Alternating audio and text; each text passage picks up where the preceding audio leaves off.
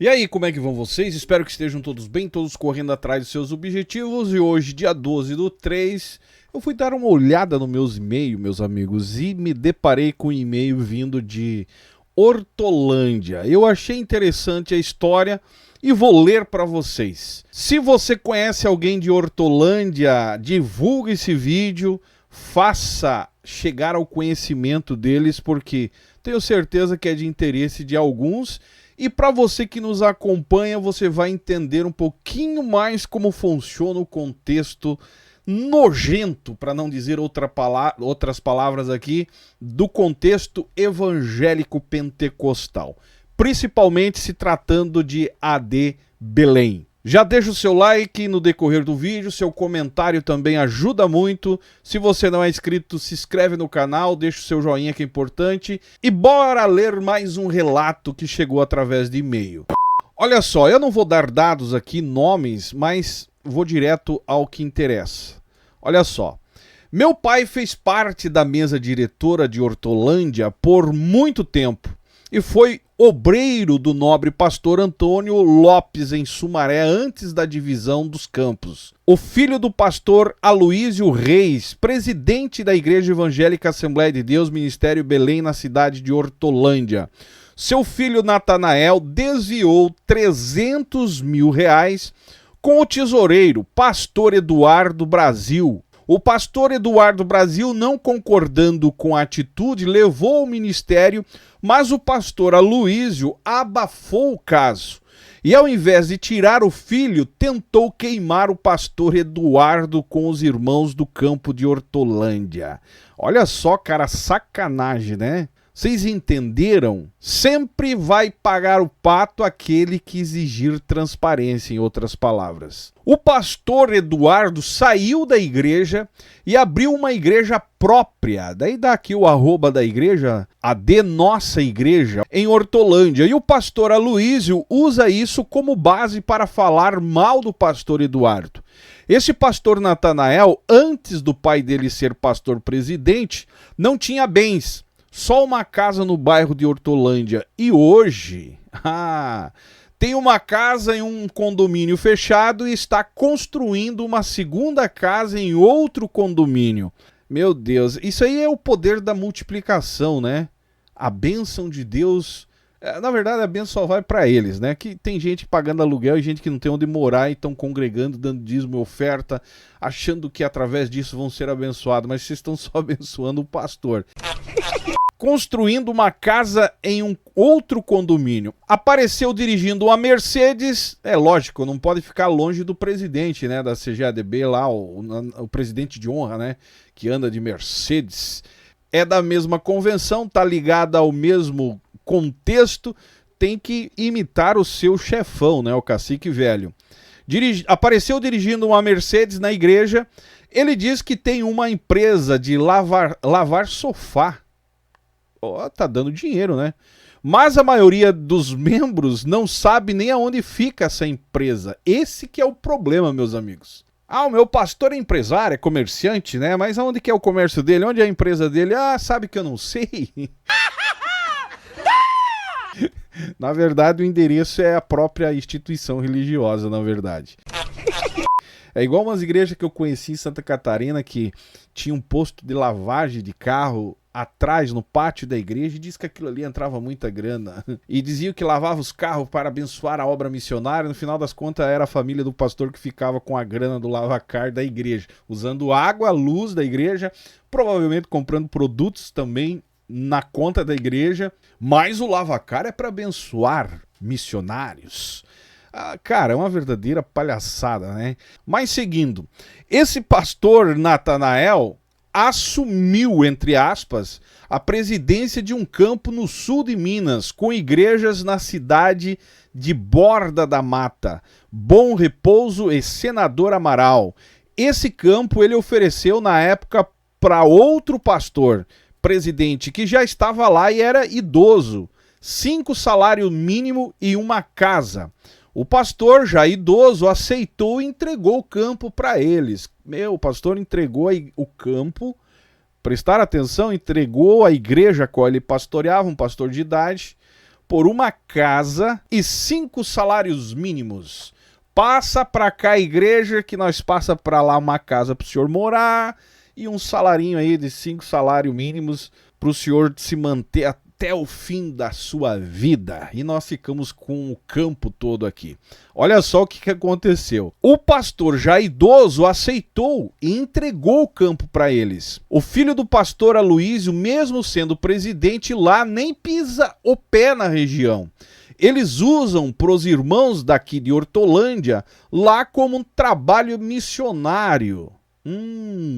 Mobilizando o povo, pegando o povo no sentimento para ajudar a obra missionária, que está o filho lá, que nem pisar lá pisam, né, cara? Olha que palhaçada. Eles usam para os irmãos daqui de Hortolândia lá como um trabalho missionário, dado por Deus, quando na verdade é tudo maracutaia para tirar mais dinheiro dos irmãos. E aí, meus amigos? Vocês entenderam como funciona?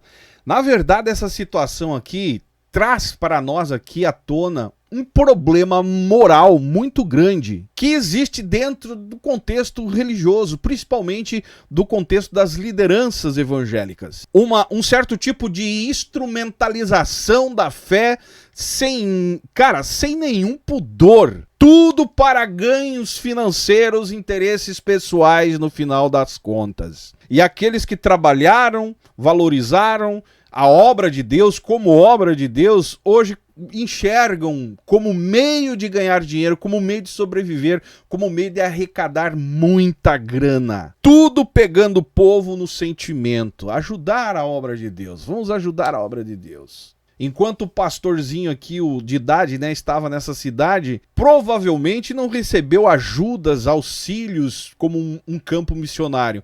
Mas como foi passado para uma cúpula que faz o jogo do poder, da ganância, transformar esse mesmo lugar como um meio de arrecadar dinheiro. É a obra missionária, sendo que nem os pés pisam lá, pelo que dá a entender aqui. Isso tudo mostra como que alguns líderes evangélicos transforma, né, a igreja num mecanismo de poder e enriquecimento, treinando os próprios familiares, mesmo sem chamado, mas colocando o tal do nepotismo, né, em funcionamento. É uma empresa, as instituições religiosas, na grande maioria, se tornou uma empresa familiar que passa de pai para filho. E a pergunta que eu faço, aonde Deus está nisso tudo? A postura aqui do pastor Aloísio, né, ao cobrir um suposto desvio de dinheiro, que fica claro no e-mail, em favor do seu filho, né, dá o nome do cara aqui, e ainda difama um líder que tentou, evidenciando o problema, mas que foi tratado como alguém que só está atrapalhando, um rebelde, né, um cara que não faz bem para a obra de Deus, joga por escanteio. E eu vou dizer uma coisa para vocês, quando a liderança religiosa, né, ao exemplo de muitos que nós expomos aqui no canal, quando uma liderança religiosa se torna uma espécie de uma dinastia familiar, onde o privilégio, o bem-estar, o bem material se sobrepõem à verdade, à ética, o plano de salvação, o plano de obra, de crescimento da obra de Deus, fica em segundo plano e é usada apenas como um meio de arrecadação para suprir os caprichos dessas ditas lideranças, dinastias. Claramente aqui um exemplo, cara, o campo missionário, né, no sul de Minas aí, que aparentemente foi adquirido sobre uma condição duvidosa, é usado como justificativa para obter mais dinheiro. O povo de Hortolândia se compadecendo para fazer missão, né, no campo missionário no sul de Minas aí. Essa prática não fere apenas a moral cristã, mas afasta pessoas sinceras, de fé, porque gera, meus amigos, uma verdadeira descrença na liderança, na integridade da própria igreja. Até quando a fé será explorada para benefício de poucos? Até quando a fé será explorada para benefício de líderes religiosos que não têm um pingo pingo de responsabilidade e temor diante de Deus. Usam-se da fé dos mais fracos, daqueles que estão em busca de uma mudança de vida, os incautos que trabalham sol a sol para dar o dízimo e a oferta e colocam na mão dessa gente. Até quando a fé será usada para benefício próprio de uma família que se dizem famílias de Deus? E eu digo mais, os verdadeiros precisam questionar.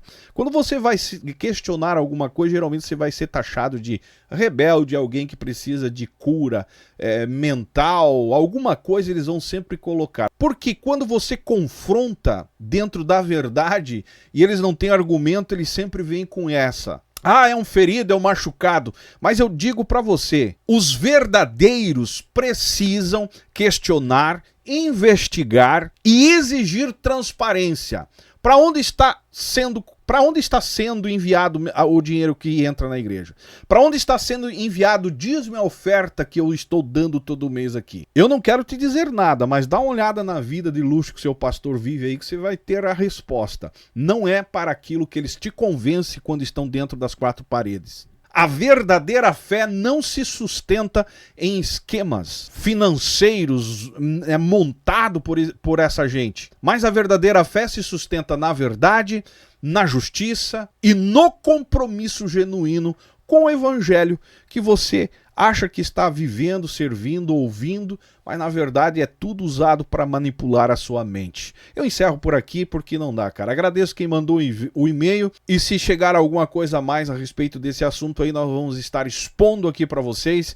E era isso que eu tinha para o vídeo de hoje. Dá uma analisada, uma pensada. Será que vale a pena continuar insistindo, enriquecendo homens que são desprovidos do temor de Deus, que só estão usando a Bíblia, que abrem todo final de semana em cima de um púlpito, e usam essa própria Bíblia para manipular a sua mente, e no final das contas, quando você precisa, pode ter certeza que eles não vão estender a mão para você. A não ser que você tenha alguma esperança dada a eles, ou você dá alguma esperança de retribuir alguma coisa lá na frente. Mas se você é uma pessoa comum, trabalhadora, que luta, que não nasceu num berço de ouro, pode ter certeza que quando você precisar de uma mão você não terá, principalmente da parte desses canalhas da fé. Encerro o vídeo por aqui. Se você concorda comigo, deixa o seu comentário embaixo. Se você não é inscrito no canal, se inscreve, me siga nas demais redes sociais e esse é o canal Fala Zay. Estamos juntos por um Brasil e um mundo melhor.